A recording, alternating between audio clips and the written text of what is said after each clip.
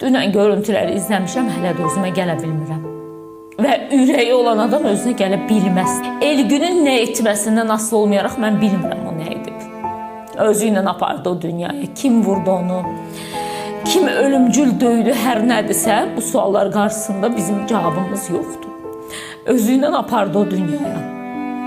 Amma mən ümid eləyirəm ki, bu işin üstü açılacaq. Niyə döyülüb, nə üçün döyülüb?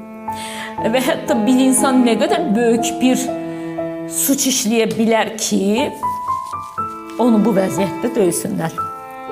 Mən təbii ki, Elgünü tanımıram. Mən heç onun ailəsini də tanımıram. Amma tanıdığım, nə bilim, vicdanım var, susmayan vicdanım var və o niyə sualı məni rahat buraxmır. Bir Elgündə mənim evimdə böyüyür.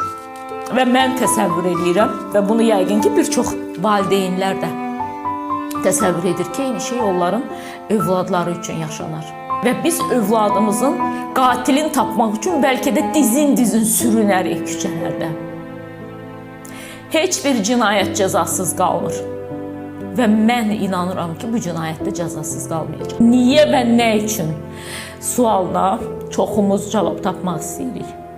Biz nə qədər ki, belə hadisələrə susacağıq, evimizin içində yaşayacağıq. Nə qədər ki, belə hadisələrə susacağıq, ananın fəryadından daha betər fəryad qoparacağıq.